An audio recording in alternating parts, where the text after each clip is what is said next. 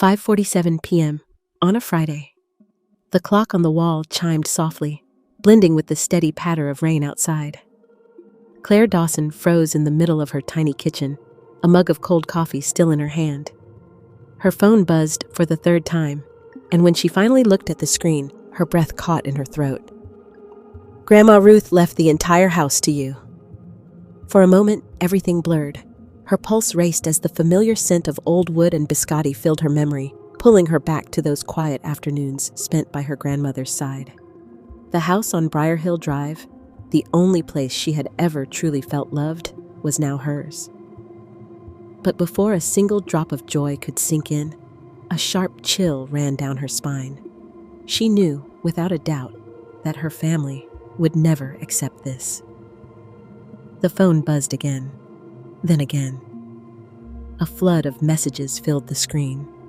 Some from her mother, some from her father, and others from her younger sister, Jade. Sweet words hiding sharp edges, guilt-laced pleas, and then threats. Claire inhaled deeply, tightening her grip on the phone. In this house, a war wasn't ending. It was just about to begin. Every morning at exactly 6:45, Claire Dawson waited at the corner bus stop, clutching her worn-out backpack, while the cool morning air bit at her cheeks. The school bus always smelled faintly of gasoline and old vinyl seats, and she would stare out the window, watching as the sun rose over Austin. Meanwhile, Jade, her younger sister by 3 years, was chauffeured to Brightmoor Academy, a prestigious private school in the family's sleek black SUV. Sometimes, as the bus passed their driveway, Claire caught a glimpse of Jade laughing in the back seat, a tablet glowing in her hands, their mother smiling proudly beside her. Whenever Claire asked why things were so different, her mother would sigh and say, "Claire, you're strong. You don't need the kind of support Jade does." The words stung every single time, a reminder that her mother didn't just see her as independent.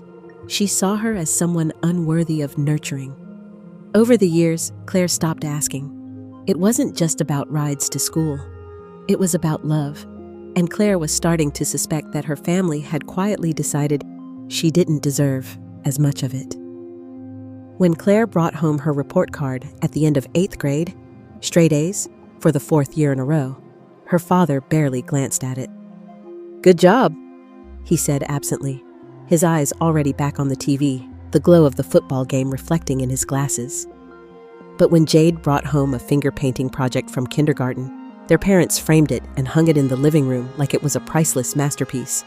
Guests would stop and admire it, and their mother would beam, telling everyone how gifted Jade was. The contrast was unmistakable. In Claire's family, her accomplishments were seen as obligations, things she was supposed to do. Jade's accomplishments, no matter how small, were treated like miracles. That night, Claire lay awake staring at the ceiling, the report card tucked under her pillow. She wondered what it would feel like, just once, to have someone look at her like she was a miracle too. As Jade grew older, the differences between them widened. Jade took piano lessons, horseback riding classes, and spent her summers at a Swiss camp for cultural enrichment. Claire's request was much simpler. She just wanted $250 to join the school's debate team. Her parents didn't even think about it. "Finances are tight right now," her mother said firmly.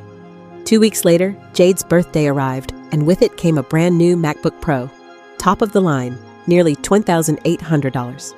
Claire watched from the sidelines, clapping as Jade unwrapped the glossy white box, the unfairness cutting deep. When it came time for Claire to apply to colleges, she typed every word of her application essays on an ancient school computer that froze every 10 minutes. The message was clear, though no one ever said it out loud. Jade's dreams were worth investing in. Claire's dreams were her own responsibility. In a world where Claire always felt like an outsider, there was only one place where she could truly be herself: the warm, fragrant kitchen of Grandma Ruth. Ruth, her mother's mother, was a gentle woman with silver hair, bright, kind eyes, and hands that always carried the soft scent of flour. Claire remembered the first time Ruth looked at her with genuine pride.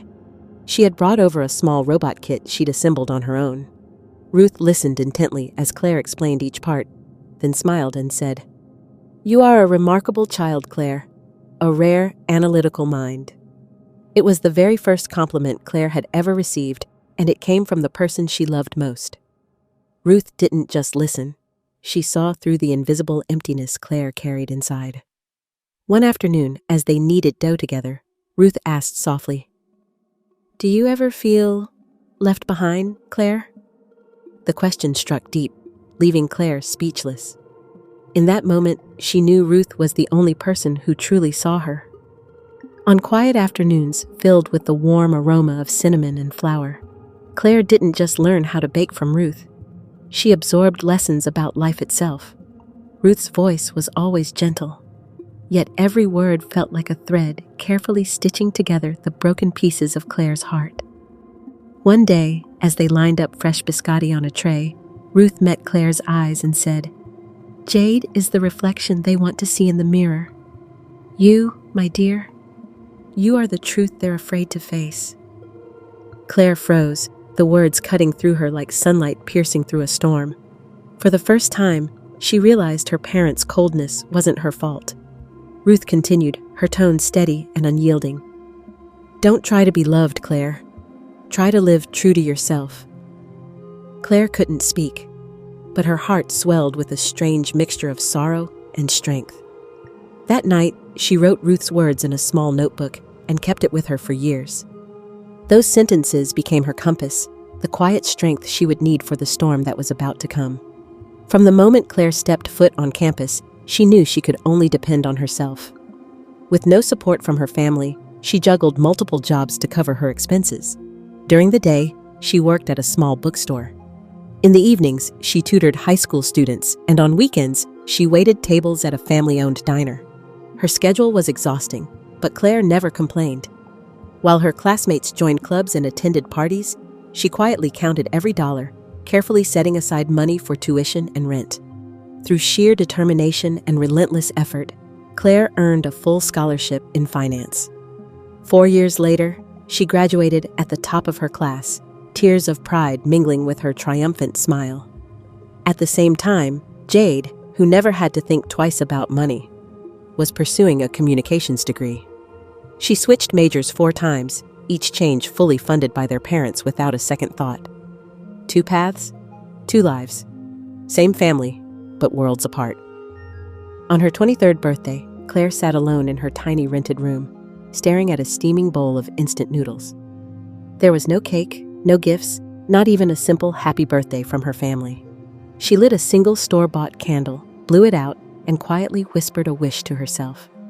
Meanwhile, at that exact moment, the rest of the family was at a luxurious resort, celebrating Jade's acceptance into an internship program at Edvisio.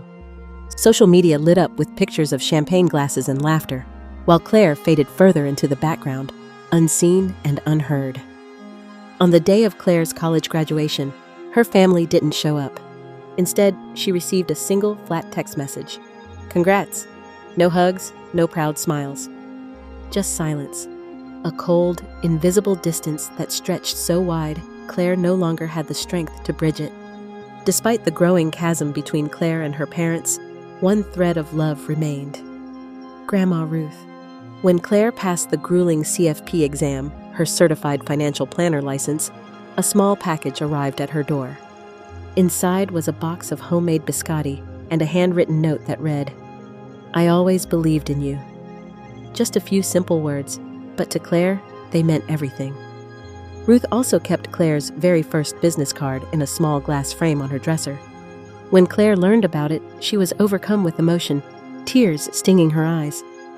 During late-night phone calls, Ruth would whisper words of encouragement, her voice a steady anchor in Claire's stormy world. "One day," she promised, "the whole world will see you the way I've always seen you." That promise burned quietly inside Claire, a small but unwavering flame that kept her moving forward on her lonely path. The house on Briar Hill Drive wasn't just property. It was the place that held Claire's happiest memories. It had 3 bedrooms, 2 bathrooms, and a backyard filled with lavender that Grandma Ruth had lovingly planted and cared for over the years. Whenever the breeze passed through, the soft fragrance would drift across the yard, instantly bringing Claire back to those peaceful childhood afternoons. In its warm, inviting kitchen, Ruth had taught Claire how to bake biscotti and told her stories about Claire's great-grandfather, who had once been a sailor. He'd traveled the vast oceans but always came home to his family. Those stories fueled Claire's own sense of resilience and belonging. Located just minutes from downtown Austin, the house was valued at around $690,000. But to Claire, no amount of money could measure its worth. It wasn't just a house. It was the only place in the world where she had ever truly felt like she belonged. At the moment, Claire lived in a cramped studio apartment barely big enough for a bed and a small desk. Every day, she endured a 45-minute commute through heavy traffic to get to her office, draining both her energy and her wallet. Most of her paycheck disappeared into rent and gas, leaving little room for savings or security. Owning Grandma Ruth's house would change everything.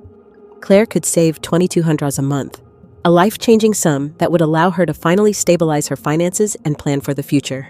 Even more exciting, the house was spacious enough for her to open her own financial consulting practice right at home.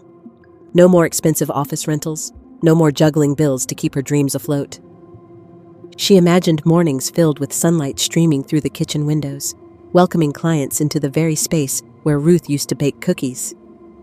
It felt like a dream, but this time, it was within reach. Claire's happiness didn't last long. Her phone rang and the name Mom lit up on the screen. When Claire answered, her mother's voice was unusually sweet. "Claire, honey, we heard the news. I think we should sit down and talk this through as a family, okay?" Moments later, her father called. "Are you doing all right, Claire?" he asked gently. But to Claire, the question sounded less like genuine concern and more like a carefully crafted test. Finally, a text from Jade arrived, blunt and full of accusation. "You know Grandma didn't really mean to do this, right?" Claire tightened her grip on the phone, her heart pounding. In that moment, she understood with chilling clarity. They were no longer just her family. They were opponents. And the battle over this house, the last piece of Ruth's love, had only just begun. The next morning, Claire was jolted awake by the sharp chime of her phone. 6 a.m., one message, 6:15, two more. By noon, the screen was overflowing, and by midnight, the count had climbed into the dozens. At first, the tone was deceptively gentle. Her mother wrote, "Families share with each other, sweetheart. We need to come together and work this out." Her father followed up, "Sharing is how a family stays strong. Don't disappoint us." But soon, the messages shifted, sharp edges hidden beneath sweet words. Grandma would be heartbroken by this selfishness. "You don't want to be remembered as ungrateful, do you?" Claire read each line in silence, her chest tightening with every word. It felt less like conversation and more like a siege, each message a small blade slicing away at her resolve. By nightfall, as her phone continued to buzz without pause, Claire realized this wasn't negotiation anymore. It was psychological warfare, and Jade was preparing to strike the next blow. The next morning, Jade called via video chat, just as Claire had expected. Her face filled the screen, eyes red and puffy, as though she hadn't slept all night. Her voice trembled, thick with emotion. "Claire, I need that house. Ryan and I are getting married soon, and it's supposed to be our first home. Please, don't take that dream away from me." Claire said nothing, her expression unreadable. She knew the truth. Jade was currently living in a lavish penthouse, fully paid for by their parents. Before Claire could respond, Jade broke down into sobs, her words fractured by gasps. "Don't you love me anymore? Why are you being so cruel to me?" Claire's fingers tightened around the phone. Those tears weren't love, they were weapons. And this time, Jade wasn't just her little sister anymore. She had become a fully armed opponent. Claire thought the conflict would stay contained between her, Jade, and their parents. She was wrong. A few days later, messages began arriving from relatives she hadn't spoken to in years. First came Aunt Helen, Ruth's younger sister. "Claire, sweetheart, please reconsider. Family is about sacrifice and compromise." Then Uncle Donald, followed by a wave of cousins from Seattle, all repeating the same line like a rehearsed chorus. "You've always been the strong one. Jade is fragile. Don't be so hard on her." One by one, their words merged into a single narrative. Jade, the delicate, misunderstood victim. Claire, the cold and unyielding villain. Staring at the sea of messages on her phone, Claire felt a bitter laugh rise in her throat. This wasn't just a family dispute anymore. It was a scripted play, and she'd been cast, against her will, as the antagonist. After days of being bombarded with messages from her parents, Jade, and countless relatives, Claire thought they had run out of tactics. But that morning, a single text from her father froze her in place. "If you don't agree to share, then don't bother coming home."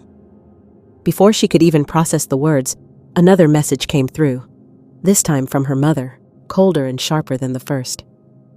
"There's no room for an ungrateful child in this family." Claire stood motionless in her small apartment, her chest tightening as her eyes stung. Not a single tear fell. All the memories of family dinners, all the moments she'd spent fighting to prove her worth, suddenly felt meaningless. In that instant, Claire faced the truth she'd been avoiding for years. Maybe this was never really my home at all. She took a deep breath and gripped her phone tightly. Beneath the rising anger, something far more dangerous was taking shape, a cold, steady resolve. That evening, Claire sat in the dark, staring blankly at the wall when her phone buzzed again. An unfamiliar number appeared on the screen. She hesitated before answering. "Claire, it's Devin," a deep, calm voice said. "We were in the same economics class freshman year. Remember me?" Claire's breath caught. Devin Patel, the quiet, reserved guy who always sat in the back of the lecture hall. Now, he was the Chief Technology Officer, CTO, at Advisio, the very company where Jade was interning. "I heard about the house," Devin continued, his tone measured. "And I want to buy it." Claire blinked, stunned. "There's one condition," Devin said firmly. "No one can know it's me, not until the deal is completely finalized." Her mind raced. In the middle of this family storm, an ally had appeared, and with him, a way to fight back. Claire told Devin something she'd kept to herself for years. Back in their freshman year, Jade had humiliated him in front of the entire class. She'd mocked his modest background and his dream of starting his own company, leaving him standing alone as the room erupted in laughter. On the other end of the line, there was silence. Then Devin spoke, his voice quiet but laced with steel. "I remember every detail," he said slowly. There was no hatred in his tone, only a cold, unshakable determination. "I want that house, Claire, not just as property, but to take back control of a narrative they've owned for too long." Together, they mapped out a plan. Devin would buy the house at a premium price, but his identity would remain secret until the very last moment. Claire would play the part of a simple seller, nothing more. When the call ended, Claire stared out the window into the quiet Austin night. The city slept peacefully, unaware that a storm was building, one no one in her family could see coming. The lawyer's office was on one of the upper floors of a sleek glass building, yet the moment Claire stepped inside, the air felt frigid, suffocating, as if she had walked straight into a courtroom. The room was brightly lit, a long polished wooden table stretching across the center, surrounded by perfectly lined leather chairs. On the other side of the table, her family was already seated, waiting. Her father sat in the middle, his hands clasped tightly, his face tense. Her mother sat beside him, her eyes darting around nervously, calculating. Jade sat with her arms crossed, her expression cold, a flicker of fear and anger in her gaze.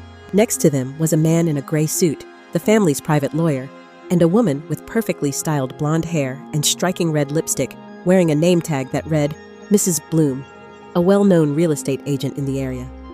Claire walked in alone, without a lawyer or anyone to back her up. She took a seat across from them, her face calm and unreadable. All eyes locked on her, like a pack of predators studying their prey. Claire didn't speak a word, letting the silence itself become her sharpest weapon.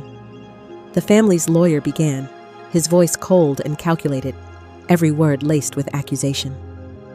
There are clear signs that Claire manipulated Ruth, taking advantage of her emotions to influence her decisions. Her father slammed his hand on the table, shouting, "You made my mother believe you were the only one who cared about her, just so you could steal that house. Did you really think I wouldn't see through it?" Her mother immediately followed, pulling a folder from her bag and tossing it onto the table. "This is her medical report. It clearly states that in her final year, she showed early signs of memory loss." Someone who isn't of sound mind can't legally write a valid will. Before Claire could respond, Mrs. Bloom chimed in, her tone sugar-sweet but heavy with pressure. In fact, I already have a buyer ready to pay in cash. If Claire agrees, this could be a quick and easy sale that benefits everyone. Their words came from every direction, sharp and relentless. In that moment, it felt like Claire was cornered. Every eye on her, every accusation aimed like an arrow straight at her heart. The tension in the room grew unbearable. The only sound, the steady ticking of the wall clock. Then, slowly and deliberately, Claire opened her bag and pulled out a thin folder. She set it down on the table with a calm, steady voice. "If you want to take this to court," she said, "you'll have to do it where the buyer is waiting." The room went silent. Jade frowned, confused. Her parents exchanged stunned glances. The lawyer leaned forward, flipping through the document quickly. His face drained of color. "This," he muttered. "This is a signed transfer of ownership dated 3 days ago. The sale has already been notarized and registered with the county. It's final. It cannot be undone." The air grew thick with disbelief. Jade shot to her feet, screaming, "No, that's impossible! You can't do this!" Claire remained seated, her expression as cold and still as a frozen lake. "The house no longer belongs to this family," she said firmly. "From now on, threats and bargaining mean nothing." Silence fell. In that single moment, the balance of power shifted completely, and it shifted to Claire. The drive to Briar Hill Drive was suffocatingly silent. Claire followed behind in her own car, while the rest of the family rode together in one vehicle. Not a single word was spoken along the way. Even Jade, who was usually quick to lash out, sat stiffly in the back seat, her hands clenched in her lap. When they turned onto the familiar street, everyone tensed. Parked right in front of the house was a pristine white Tesla, its polished surface gleaming under the afternoon sun.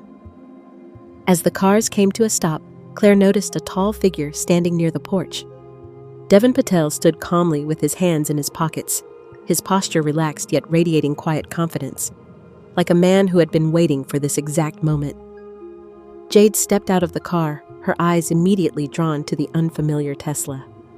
As she moved closer, something inside the vehicle caught her attention, a sleek laptop sitting on the passenger seat. Her breath caught in her throat when she saw the unmistakable Edvisio logo glowing on the lid. She froze, panic flashing across her face. "No," she whispered, her voice trembling. "No, it can't be him." Her mind raced as the pieces fell into place. The secrecy, the sudden urgency, the way everything had seemed just a little too calculated. Jade stumbled back a step, her pulse pounding in her ears. It couldn't be Devin. It shouldn't be Devin. And yet, deep down, she knew. The front door swung open with a sharp click. Devin stepped forward, his expression calm but unmistakably assertive. "Welcome," he said smoothly, gesturing toward the open doorway, "to the new product team headquarters of Edvisio." Jade's face drained of color. She stared at him as if he were a ghost, her mouth opening and closing without a sound. What are you doing here?" she finally managed to stammer. Devin's gaze locked on hers, his voice firm and unshakable. "I'm here," he said, pausing just long enough to let the words sink in. "Because I am the legal owner of this house." The words hung in the air like a thunderclap. Jade's legs wobbled beneath her, the ground shifting under everything she thought she knew. And Claire, standing behind her, allowed herself the smallest, most dangerous smile. The living room of the Briar Hill Drive house was filled with an almost electric tension. Everyone stood in a circle, the air thick with disbelief and anger. Claire's lawyer stepped forward, his tone calm but resolute. "All documents are in order," he said, placing a neatly bound folder on the table. "The property has been fully transferred, notarized, and registered under the new owner's name. There is no clause, legal or otherwise, that can reverse this transaction." The words cut through the chaos like a blade. Devin, standing beside Claire, added with quiet finality, "To ensure there were no complications, I paid $40,000 above the market price. This was a clean deal." His gaze swept across the stunned faces before him. "No one forced Claire to do anything," he said firmly. "I made the offer. She simply accepted." The room fell silent, the truth impossible to deny. The silence didn't last. Her father's face turned red with fury as he jabbed a finger at Devon. "You manipulated her!" he roared. "You turned my daughter into your puppet so you could steal my mother's house." Her mother jumped in, voice shaking with anger. "This wasn't about business," she spat. "You did this to humiliate us, to get revenge." Devon didn't flinch. He didn't even raise his voice. Instead, he looked at them with an almost unnerving calm. "I purchased a property," he said evenly. "I didn't purchase your approval or your emotions." His words were like a wall they couldn't climb over. The more her parents shouted, the more their desperation showed. Claire stood in the background, silent, her heart pounding as she watched the power dynamic shift. For the first time, she wasn't the one under attack. They were. Devon finally turned his attention to Claire, then to the house itself. "This place isn't just a home anymore," he said. "It will become Advisio's Learning Innovation Lab, a space for new ideas and creativity." He walked slowly toward the old reading room, pausing at the doorway. "This room will stay exactly as it was," he continued. "It will become a library dedicated to Ruth's memory, a place where her legacy will inspire future entrepreneurs." Jade staggered back, shaking her head. You can't do this," she whispered. Devon's gaze hardened. "Jade, you'll continue working here," he said. "But not as an intern. You'll be a project assistant, under my supervision." The color drained from her face. The very house she once tried to claim would now be her workplace, and she would answer to the man she once mocked and underestimated. Jade stood frozen, her mouth slightly open, unable to process what she had just heard. Devon's voice still echoed in the air. "The Advisio product team will be working here." The meaning struck like a physical blow. This house, the house she had fought so desperately to claim, would now become her workplace. Upstairs, Claire would live freely, surrounded by memories of Grandma Ruth. Downstairs, Jade would sit under Devon's command, forced to face her sister every single day. Devon's tone remained calm, but his words were razor-sharp. "You can quit anytime," he said. "But if you stay, don't expect a generous severance package." Jade's face burned. For the first time in her life, there was no safety net, no special privilege to shield her. She was utterly exposed. The room erupted into chaos, voices clashing like storm winds. Claire raised her hand for silence, her posture straight and unyielding.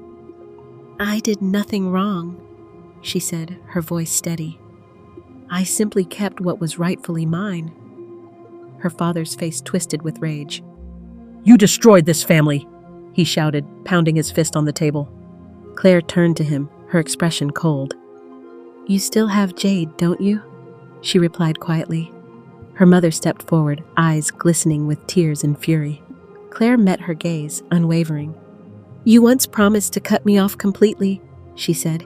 "Today, I'm just helping you keep that promise." Her words sliced through the air like a blade. In that moment, Claire was no longer their daughter. She was her own person, free, independent, and untouchable. The shouting didn't stop. Jade clung to the doorway, sobbing, while her parents refused to leave. Their voices grew louder, angrier, until Devon finally reached for his phone. "I'm calling the police," he said flatly. "You're trespassing." Within minutes, sirens wailed in the distance. Neighbors spilled out of their homes, whispering and filming with their phones. Several began live streaming the scene. As officers guided Claire's family out of the house, one older neighbor shook her head and murmured, "Ruth would be so proud of that girl." Claire stood on the porch, watching silently. By nightfall, the videos had spread across the neighborhood and beyond. The narrative had shifted. No longer was Claire the ungrateful villain. She was the woman who stood her ground and defended her grandmother's legacy. The following morning, the tension shifted from raw emotion to cold, undeniable facts. Claire stood beside her lawyer as he spread a stack of neatly bound documents across the table. "My client's position is entirely legitimate," he began, his voice calm yet authoritative. "When Ruth Dawson drafted her will, she was of sound mind. Here is a signed statement from an independent physician who evaluated her during that time." He held up a form stamped and sealed with official markings before laying it flat for everyone to see. Furthermore, the transfer of this property followed every legal step: notarization, registration, and final approval by the county. There are no loopholes, no reversible clauses. The room fell silent. Even Jade's father, who had shouted the loudest before, found himself with no words. The truth was now indisputable. Devin stepped forward, his expression calm but unwavering. "There's another truth you all need to hear," he said, his gaze sweeping across the room. "Claire didn't suddenly appear in my life because of this house." Gasps of confusion rippled through the family as Devin continued. "She's been working as a financial consultant for Edvisio for the past 6 months, long before Jade even applied for her internship." Jennifer Wu, Jade's direct supervisor, stepped forward, her voice steady and clear. "Claire solved problems that our team struggled with for months.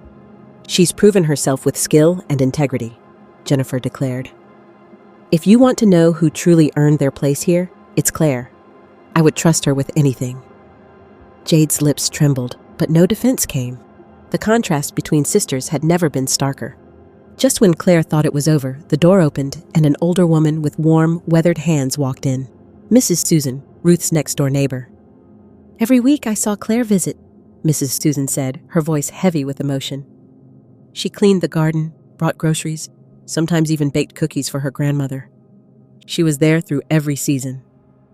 Her eyes swept over Jade and the rest of the family, her tone sharpening.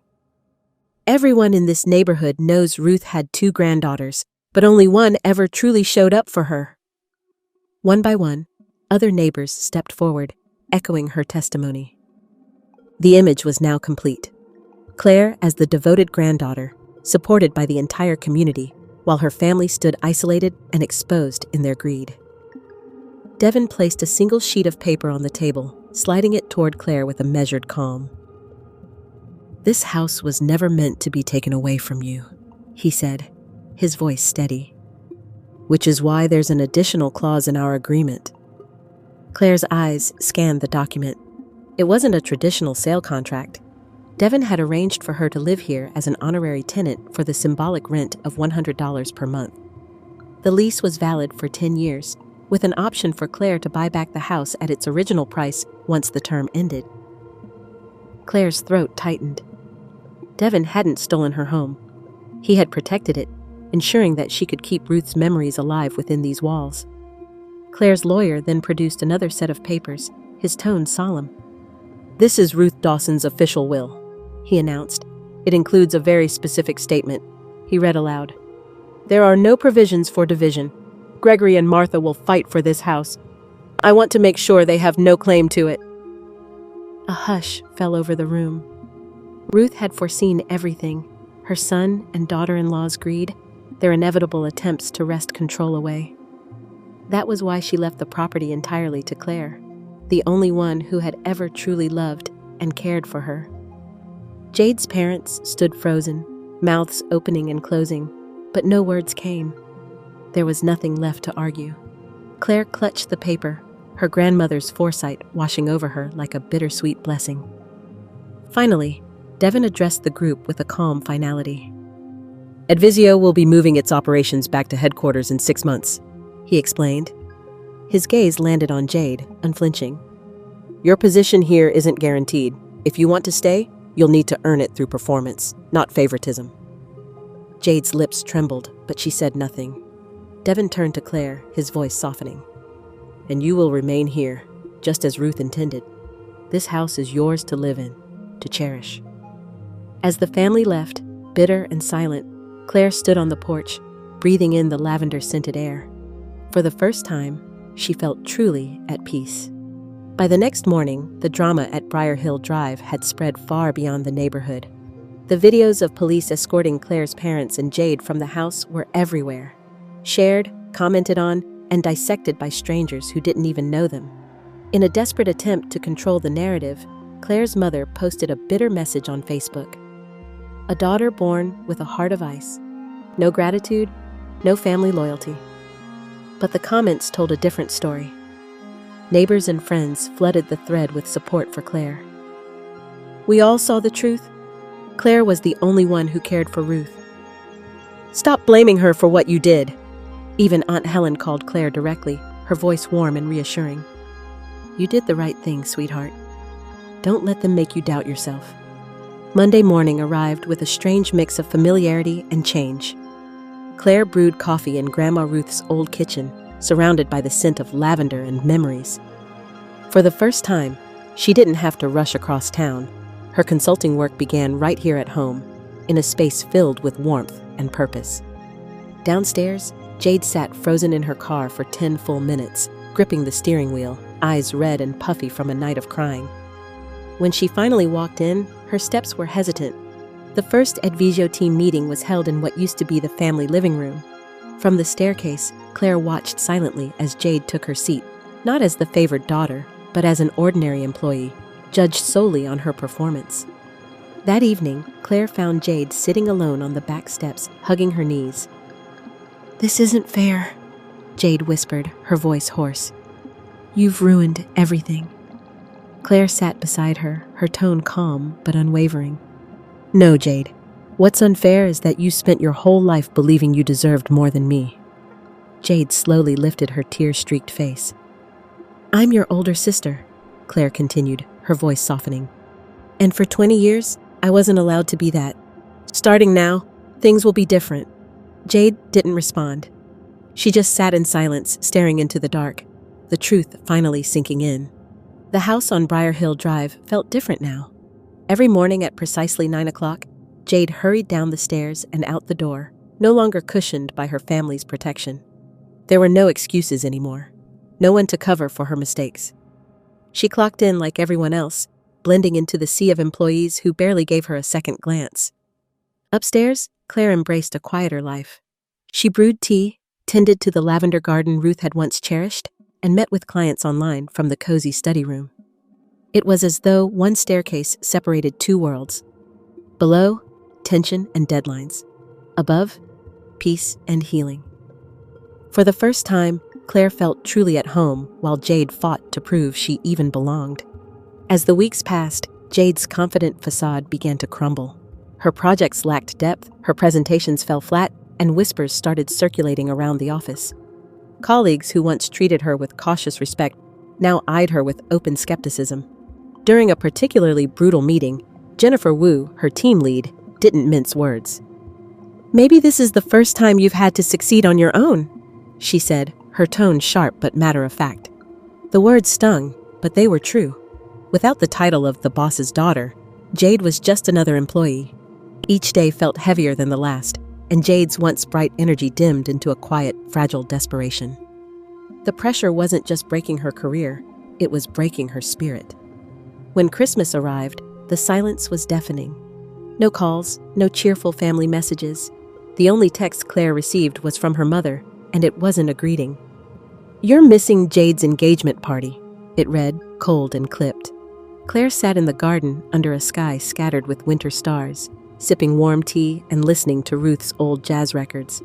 For the first time, she didn't feel obligated to respond or to play the role of the dutiful daughter. Loneliness mingled with liberation. The family ties that once strangled her were gone, leaving space for something new: peace, freedom, and the quiet beginnings of a life truly her own. 3 months later, the changes in Claire's life were visible in every corner of her world. For the first time in years, she could breathe without the constant weight of financial worry pressing down on her chest. Without paying rent, she had already saved over $6,000. The exhausting 45-minute drive to and from work was gone, replaced by a simple walk from her bedroom to her home office upstairs. Her consulting business was thriving. Word of mouth spread quickly, and soon she had a steady stream of clients booking sessions weeks in advance. Claire no longer felt like she was fighting to survive. She was finally building a life on her own terms, one carefully chosen decision at a time. On a cool spring morning, Claire knelt in the garden Ruth had once lovingly tended. At first, she had kept only lavender, clinging to the familiar scent that reminded her of her grandmother's embrace. But now, the garden was bursting with color: roses, daisies, tulips, and wildflowers of every shade. Claire brushed her fingers over a crimson bloom and smiled softly. "Ruth used to say our garden only ever had one kind of flower," she whispered. "Now it's different. Each color tells a story, and every story has a place to grow." The garden had become more than a hobby. It was a living symbol of freedom, growth, and the diverse, vibrant future Claire was finally free to create. While Claire's world blossomed, Jade's began to wither. Their parents cut her off completely, stopping every form of financial support. Without their help, she had no way to keep the penthouse apartment or the sleek car she once flaunted. One by one, her luxuries vanished. She sold the car first, then packed her belongings into cardboard boxes and moved into a cramped shared apartment with two strangers. At work, a new colleague asked casually, "Who's Claire? Everyone keeps mentioning her." Jade froze. She opened her mouth to answer but said nothing. Once, Claire had been invisible. Now, Jade was the one fading into silence. The email arrived early on a quiet Tuesday morning. Jade stared at the subject line, her stomach twisting into knots.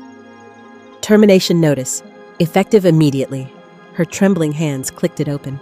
The words blurred, but the meaning was painfully clear. She had been fired. Minutes later, Claire's phone rang. It was their mother, her voice sharp and frantic. "This is your fault!" she screamed. "Jade is under so much stress because of you that she lost her job." Before Claire could respond, Devin's calm, steady voice cut in over speakerphone. "No," he said firmly. "Jade lost her job because she couldn't do it. No one else is to blame for that but her." The line went dead, leaving only silence. Later that evening, Claire sorted through a stack of boxes in Ruth's old bedroom. Beneath folded quilts, she found a small wooden box with a delicate clasp. Her breath caught as she opened it. Inside were dozens of handwritten letters, each dated during the final 3 years of Ruth's life.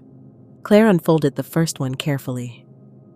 One day, Ruth had written in her familiar looping script, "You will bloom without needing anyone's permission." Tears streamed down Claire's face as she read, letter after letter, Ruth's voice echoing in her heart. These were more than memories. They were messages of love and faith, proof that her grandmother had always believed in her, even when no one else did. A few days later, Devin hosted a small farewell gathering in the backyard, before Edvigio's team moved back to headquarters. Under the soft glow of string lights, Devin raised his glass. "Thank you, Claire," he said. "This was never about revenge. It was about restoration." After the toast, he handed her a neatly folded envelope. Inside was a new contract transferring full ownership of the house back to Claire. Her breath caught. For the first time, Claire truly understood. Devin hadn't just helped her win a battle.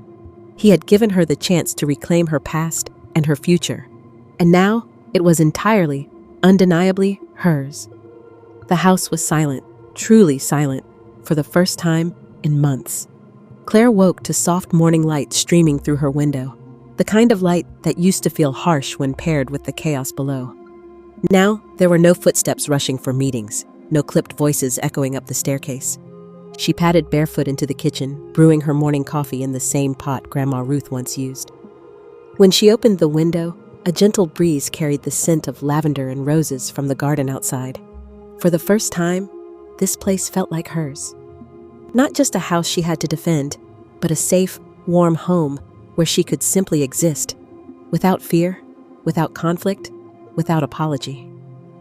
Her phone buzzed just as she set her coffee cup down. A single text from her mother lit up the screen. "Your father and I are moving to Phoenix, starting over." Claire stared at the message for a long moment. There was no anger left, no relief either, just a quiet acceptance. She didn't reply. They had chosen their path, and she had chosen hers. "They run," Claire thought, setting the phone aside. "But I stay. I plant roots." Those simple words echoed through her mind as she gazed out at the blooming garden. Her parents were escaping their past. Claire, on the other hand, was building a future, and that difference meant everything. Later that evening, Claire stood in Grandma Ruth's old room, surrounded by familiar scents and fading memories. A framed photo of Ruth smiled down at her from the dresser. In one of Ruth's letters, Claire had read a line she could never forget. "Family is the one who's willing to lose something to protect you." Claire whispered softly, her voice trembling with emotion. "I didn't lose anything, Grandma. I've only just begun to gain everything." Tears spilled freely, not from pain this time, but from gratitude. She finally understood that family wasn't about bloodlines. It was about those who stood by you when everyone else turned away. Claire stood in the middle of the garden, surrounded by blossoms of every color. The evening light bathed the house in gold as she looked directly at the camera, her voice calm but steady. Have you ever been forced to choose between staying silent and protecting your self-respect? She asked. Have you ever been called ungrateful simply because you dared to keep what was rightfully yours? Her questions hung in the air, meant not just for sympathy, but for reflection. She wanted the audience to truly see themselves in her story. Claire took a deep breath, her expression softening. If you think I was wrong, tell me why, she said. I want to understand your perspective, even if it's different from mine. She paused, letting the moment settle. But if you've ever been the Claire in your own life, standing alone against everyone else, share your story below. Let someone out there know they're not alone. It wasn't just a closing statement. It was an open door for connection. Claire turned slightly, her gaze drifting toward the house that now truly belonged to her. The smartest revenge, she said softly, is to turn injustice into progress. It's easy to scream. It's harder to sign a contract that changes everything. She smiled through tears, her voice unwavering. Family isn't just blood. Family is who stands beside you when the world turns its back. Behind her, the garden bloomed, vibrant and unyielding, just like Claire herself.